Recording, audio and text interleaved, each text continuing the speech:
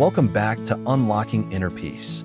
In Episode 1, we bravely face the unavoidable low notes in life, from obvious sorrows and losses to the fragility of joy, and even the hidden undercurrents of unease.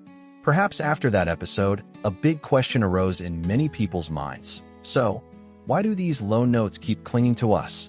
What is the source, the secret engine that keeps us struggling with these unpleasant feelings?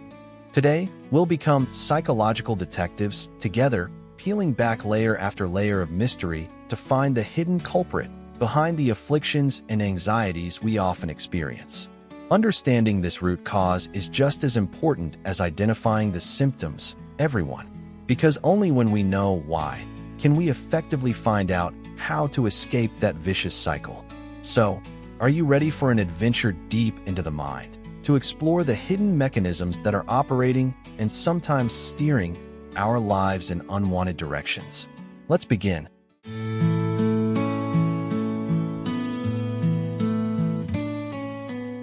Part 1. The veil over our eyes, when we don't see the true nature of life. Before we delve into specific culprits, there's a fundamental element, an invisible veil over our eyes, that makes us easily fall into the trap of unsatisfactory things. That is a lack of understanding, or in other words, our failure to see clearly and correctly the true nature of life and of ourselves.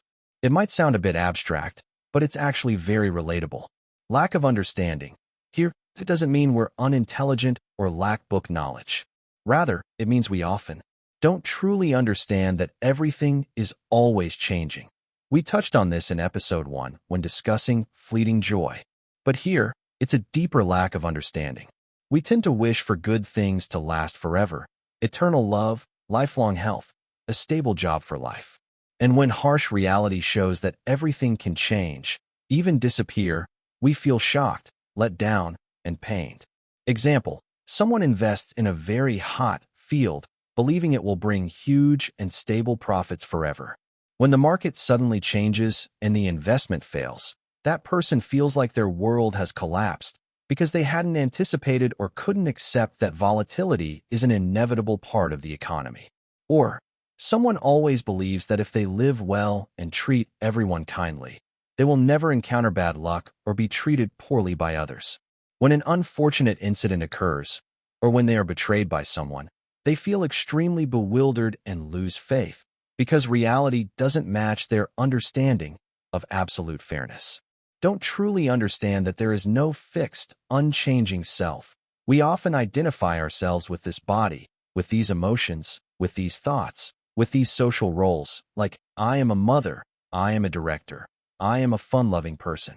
But as we analyzed in the undercurrent in Episode 1, all the elements that constitute me are constantly changing. When we cling tightly to a fixed image of me, and reality shows that me is changing, e.g., the body ages, emotions change, roles are no longer the same, we will feel insecure, a sense of loss. Example, a professional athlete whose entire life and identity are tied to competing and winning. When it's time to retire, no longer standing on the podium of glory, that person may feel lost, empty, because the top athlete self is no longer there. They haven't realized that I am many other things, and I can continue to develop in new directions. Don't truly understand the cause and effect relationship between actions and results. Sometimes we act out of habit, out of emotion, without being aware that every word, every deed sows seeds and will create corresponding results in the future. When unsatisfactory results occur, we are surprised, resentful, without looking back at the seeds we have sown. Example, someone who frequently speaks harshly and criticizes others, then wonders why they don't have many close friends or why people avoid them. They don't realize that their own unconstructive words have created the result of poor relationships. Or, someone with a habit of extravagant spending without a clear financial plan. When they face difficulties and shortages, they lament their fate without realizing it's the inevitable consequence of their previous ill-considered spending decisions. It is this veil over our eyes of misunderstanding that makes us easily swept away by desires, by wrong attachments, and thereby creates countless unsatisfactory things. It's like driving in thick fog, unable to see the road clearly, unable to see obstacles, so it's very easy to go off course or have an accident.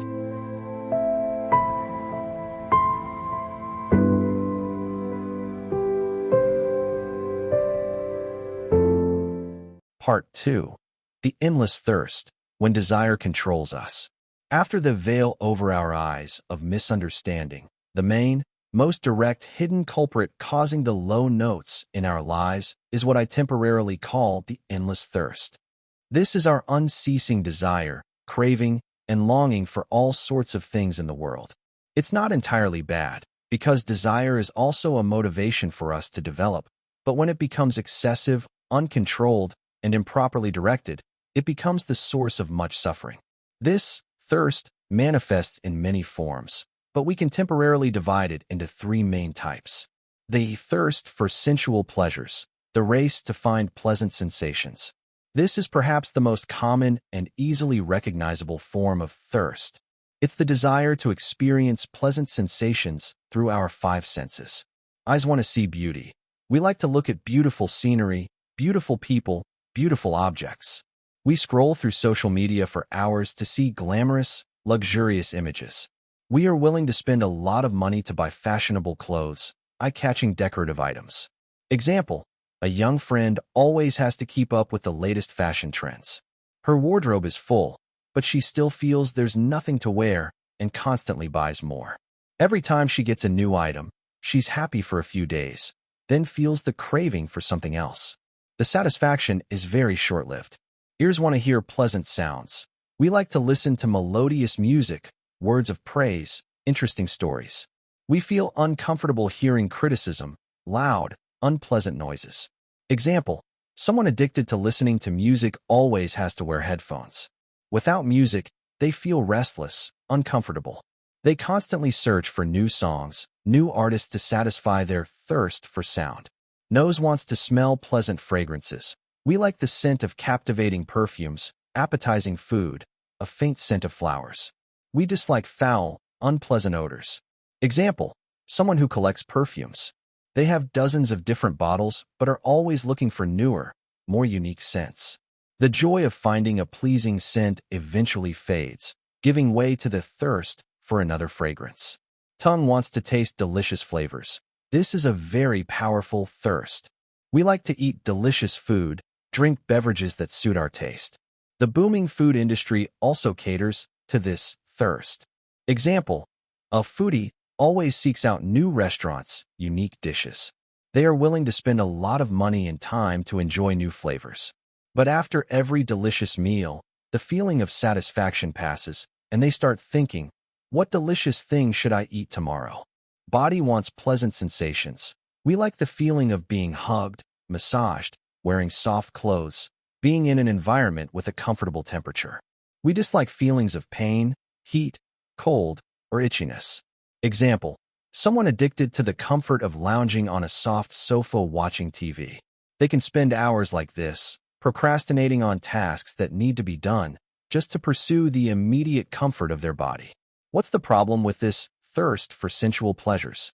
It's that the pleasant sensations they bring are usually very short-lived and temporary. We have to constantly seek new experiences, new objects to maintain that feeling. It's like drinking salt water to quench thirst. The more you drink, the thirstier you become. When not satisfied, or when those pleasant sensations pass, we feel empty, restless, and continue to rush into the search. This is a vicious cycle that causes a lot of fatigue and dissatisfaction. The thirst to exist, to be someone, to be recognized, the obsession with existence and self-worth. This is a deeper and more complex form of thirst.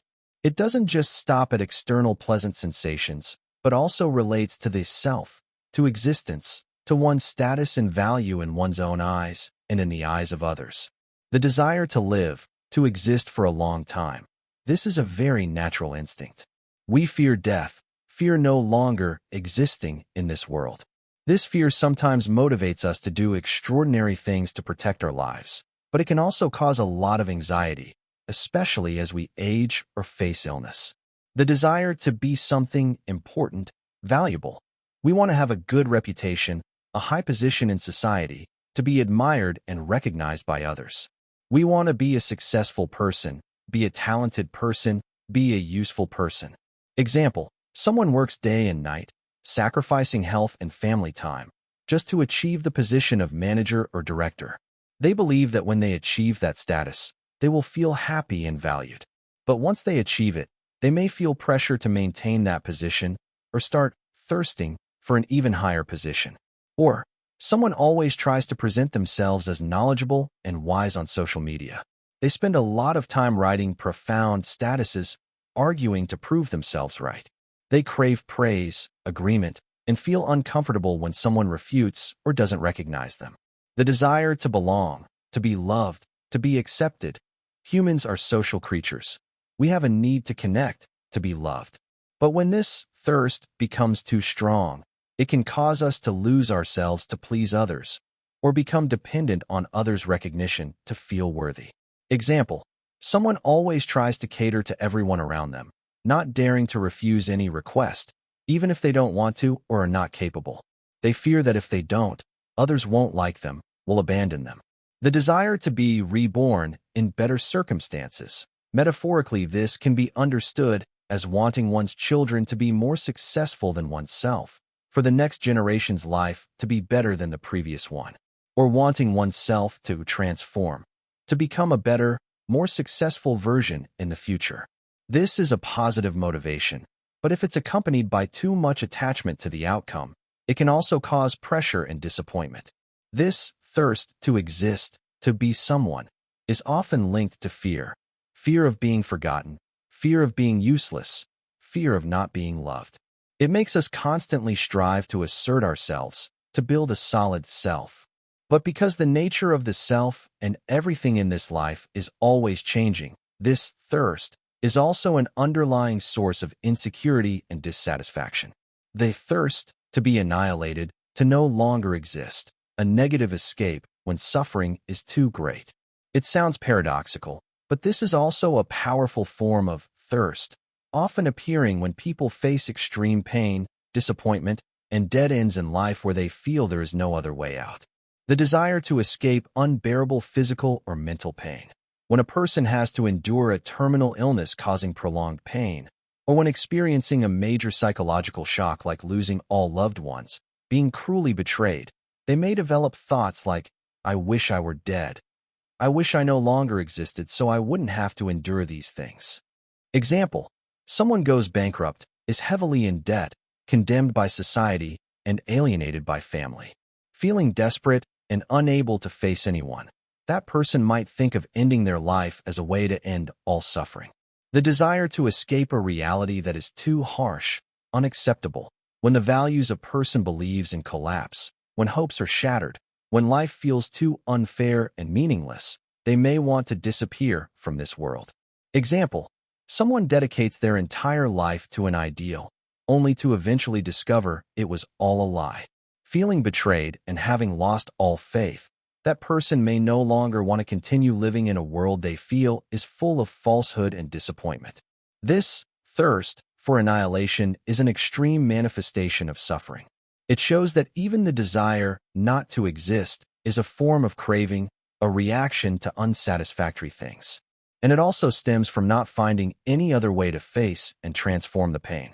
In summary, whether it's the thirst for pleasure, the thirst to exist and be recognized, or even the thirst to be annihilated, they are all manifestations of a powerful inner drive, desire. When these desires are not met, or when we cling to them too tightly, they become the primary source of low notes, of afflictions in life.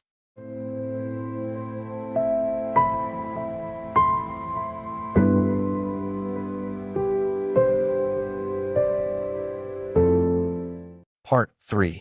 The troublesome trio, greed, aversion, and delusion, the companions of endless thirst. The veil over our eyes of misunderstanding and endless thirst are the two main culprits we've unmasked. But they don't act alone, everyone. They have a very dangerous trio of companions, always fanning the flames of unsatisfactory things, causing us to sink deeper into the whirlpool of affliction. This trio is clinging greed, pushing aversion, and confused delusion. Clinging greed, craving, attachment.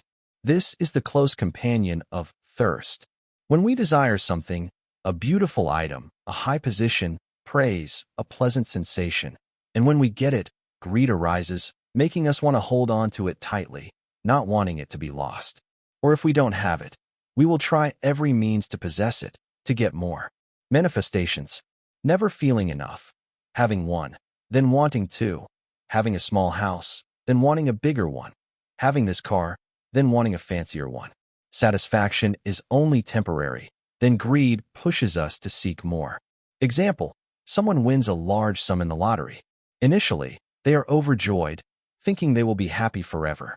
But then they start buying luxuries, investing in risky projects hoping to make even more money.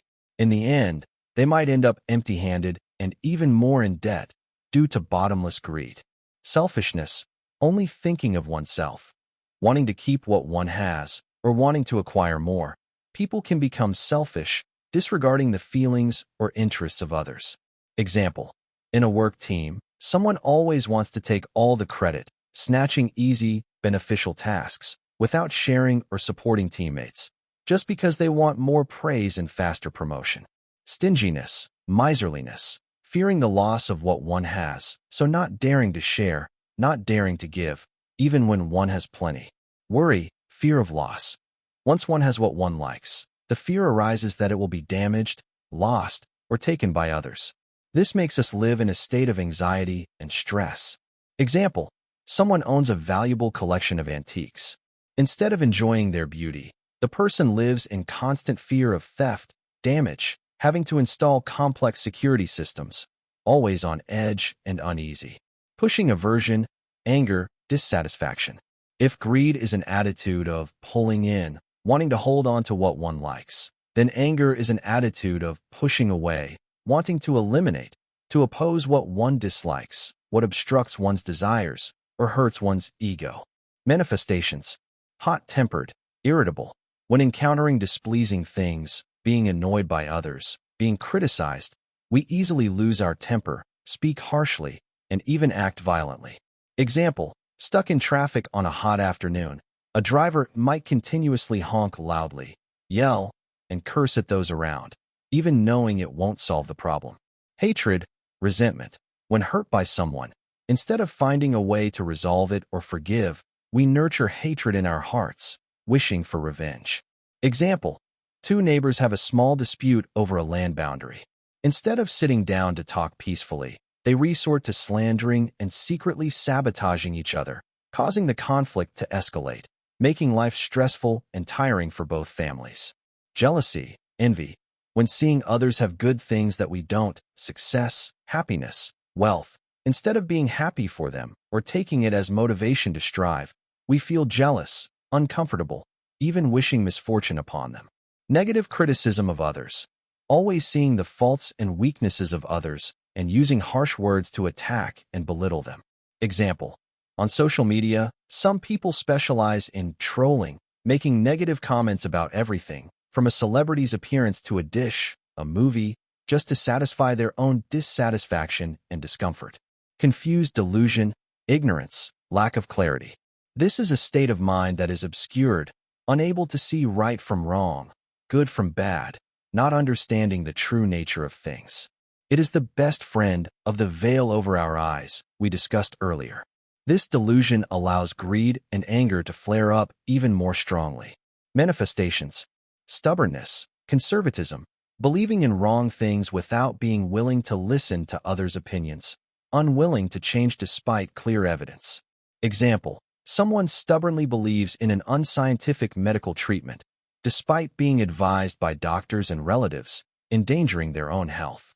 Lack of discernment between right and wrong.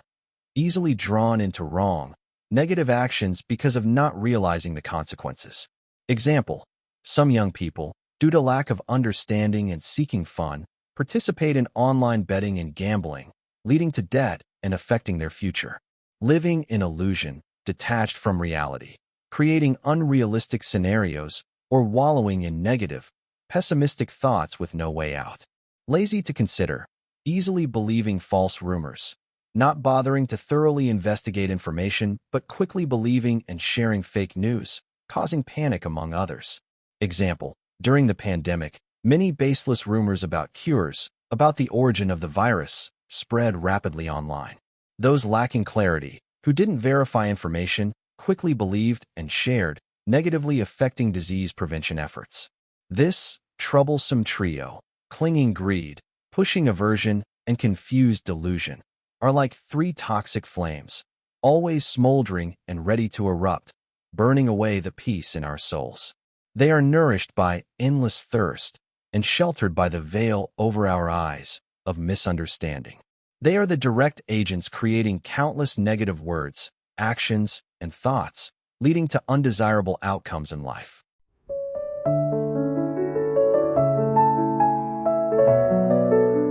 Part 4.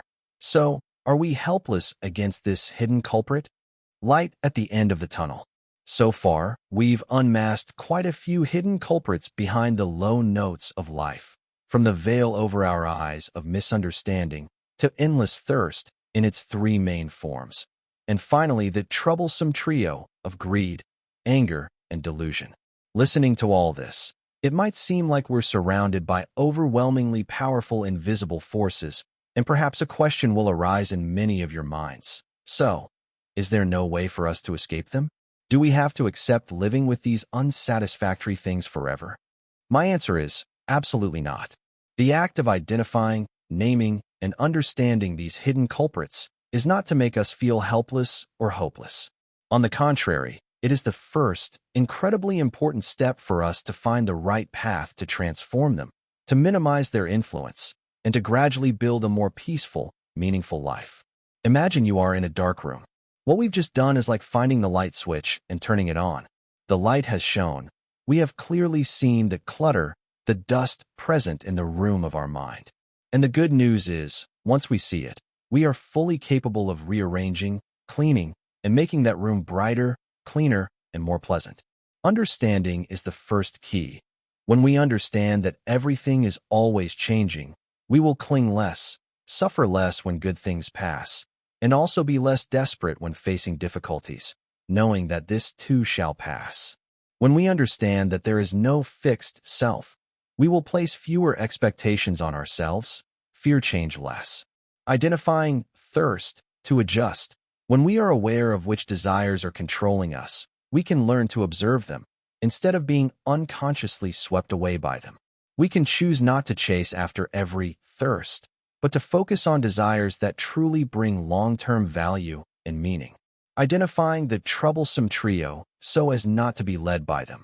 When we see greed arising, anger flaring up, or the mind becoming diluted, we can pause for a moment, take a deep breath, and ask ourselves, is this reaction really necessary? Does it bring any benefit?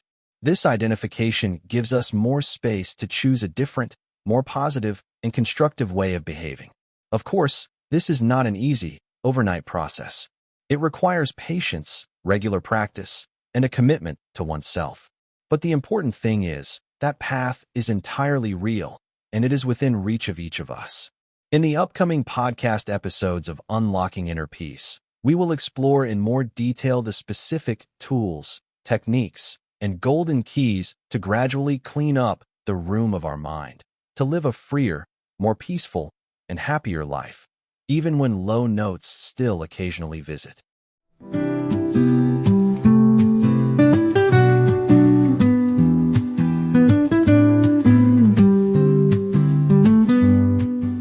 So, we've journeyed together through a rather profound exploration of the hidden culprits behind the unsatisfactory things in life. I hope that the sharings in this episode too have given you new perspectives, deeper insights into yourselves, and the psychological mechanisms operating within us. Remember, understanding the cause is not to blame or feel pessimistic, but to give us more strength and clarity to change. We cannot control everything that happens externally, but we can absolutely learn to control our reactions from within. Thank you for your time and for listening. If you found this podcast episode helpful, please don't hesitate to like, share it with friends you care about, and please subscribe to the Unlocking Inner Peace channel so we can continue to journey together in search of inner peace. Wishing you a week full of positive energy, and always remember, there is always light at the end of the tunnel, as long as we persevere. See you in the next podcast episode. Goodbye.